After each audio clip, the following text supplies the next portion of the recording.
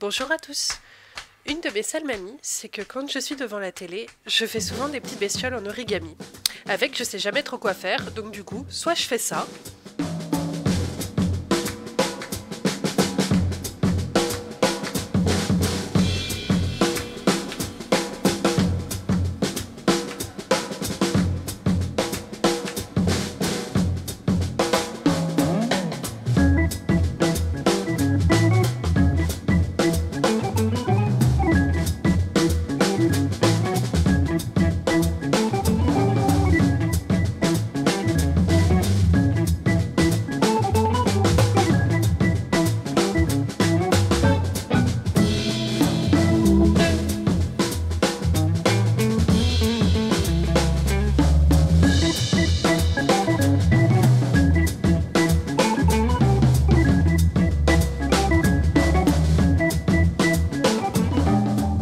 reprenons les choses au début et je vais commencer par vous montrer comment réaliser les grues en origami.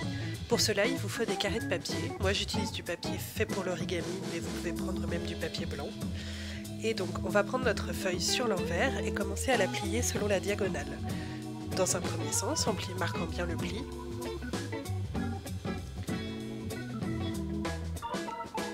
Ensuite, on déplie et on fait de même sur l'autre diagonale en marquant à nouveau bien le pli.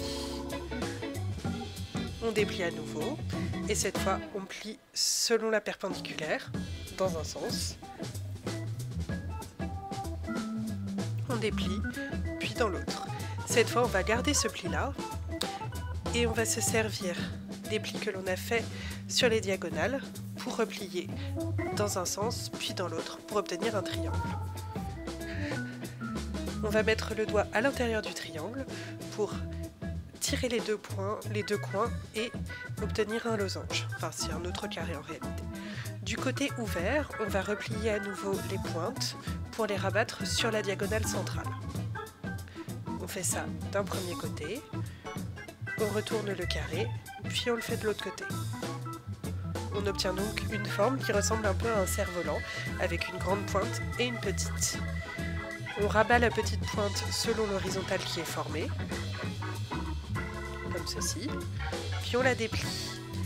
Et on va se servir de tous les plis qu'on a formés jusqu'à présent pour pouvoir tirer une pointe vers le haut et ainsi former un grand losange. On le fait d'un côté, puis de l'autre. C'est selon moi le pli le plus compliqué à comprendre, donc observez bien. Donc voilà, on a un grand losange avec d'un côté deux pointes séparées. C'est ces deux pointes séparées qui vont nous servir à faire la tête et la queue de la grue. On va prendre donc une de ces pointes et on va la replier en deux selon la diagonale centrale, d'un côté puis de l'autre. On retourne et on refait la même chose.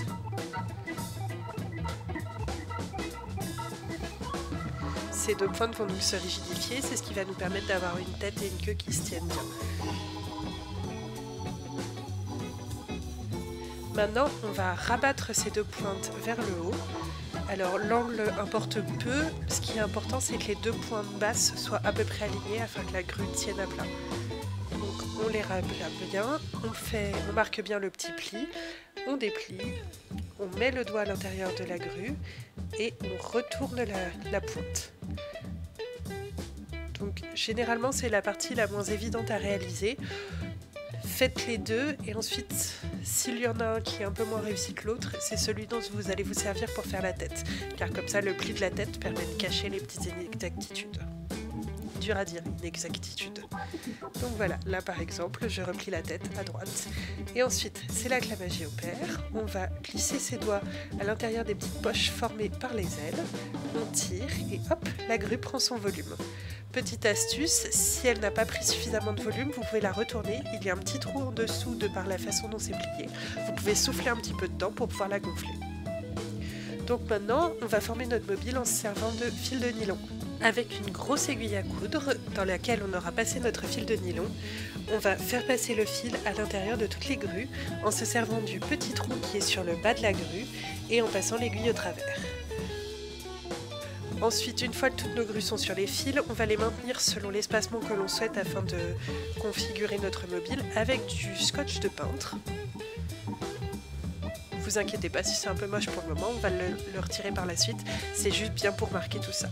Ensuite on se sert de colle liquide, moi j'aime bien la colle scotch, et on va retourner la grue, mettre un gros point de colle là où elle doit être et là où il y a le fil, afin de figer le fil, et pour le moment on va laisser le scotch de peintre. On le fait une première fois et puis après on fait ça avec toutes les grues, on retourne la grue, on met un gros point de colle là où il y a le trou dans le bas de son corps et on la laisse reposer à l'endroit et en sachant qu'elle est donc bloquée par le scotch de peintre. Une fois que tout ça est fait, vous pouvez attendre un petit peu afin de laisser sécher, aller déjeuner, faites ce que vous voulez, regardez mes vidéos par exemple. Et puis lorsque la colle est quasiment sèche au toucher, la partie la plus compliquée de la réalisation du mobile va commencer, c'est-à-dire qu'il va falloir retirer le scotch de peintre qui est un petit peu collé mais pas trop. L'avantage du scotch de peintre, c'est que vu qu'il est en papier, on peut le déchirer sans abîmer le fil de nylon. Alors j'admets, c'est un petit peu casse-pied à faire, mais en réalité c'est beaucoup plus propre de faire ça comme ça, parce que comme ça il y a juste un point de colle qui tient les grues et pas un nœud. Ensuite on va prendre un bâton, ou bien un tourillon comme vous voulez. Moi j'ai pris un morceau de bois que j'ai trouvé dans le jardin à côté de chez moi. Alors évitez d'assassiner des arbres, hein. Moi j'ai trouvé un morceau de bois qui était par terre et donc je le bombe dans une couleur, là en l'occurrence un espèce de rose pastel, et puis on va tout simplement faire une petite boucle autour du morceau de bois avec le haut du fil de nylon afin d'accrocher les grues tout ensemble.